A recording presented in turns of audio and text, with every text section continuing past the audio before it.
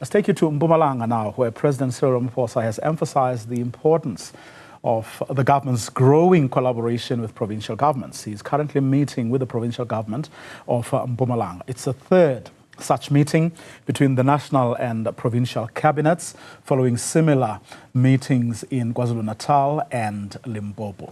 Newzroom Afrika's Veronica Makhoali joins us live from Middelburg. Or is the meeting still on, Veronica, between the the cabinet, national cabinet and the provincial cabinet?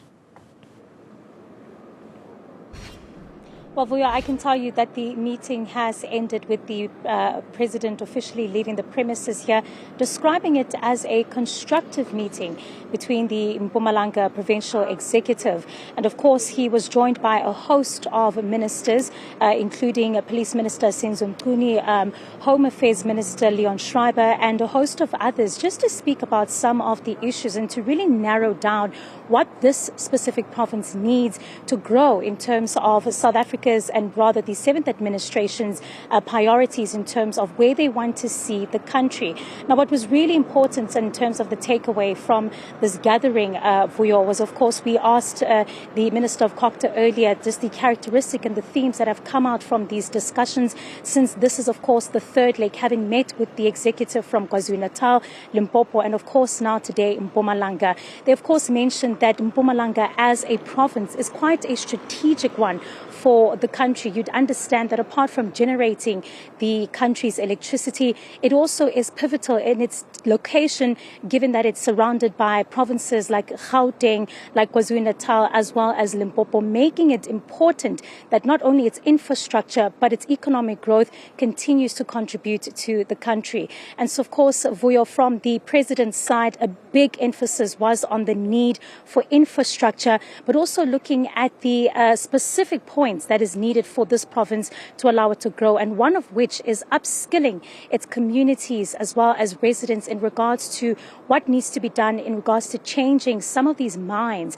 He spoke a little bit earlier about reaching down to community levels, grassroots levels, to uplift residents while they look at, of course, boasting those infrastructure projects. Let's have a listen. The province will also be at the center of the just transition to low-carbon economy.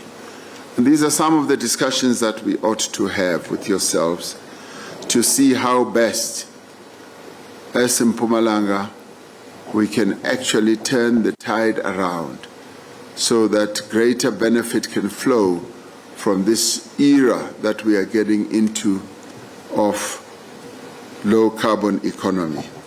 And this presents both challenges and opportunities. We need to ensure that this transition does not damage the livelihoods of our people in this province. Rather, we must plan and invest in the new technologies, new industries, and we also must be able to skill our people, to reskill them, as well as to upskill them into jobs that are needed by the new era that we are getting into. Well, of course, the president's visit here in Mpumalanga is not over, Vuyo. We are expecting him to be at one of these big major infrastructure projects that he speaks of, saying that Mpumalanga will be one of those sites here in the country that will be turned into a construction site. He will be, of course, unveiling a bridge tomorrow, and of course we'll get an opportunity perhaps to also doorstop him about some of the future projects that were announced during the discussions today. Back to you.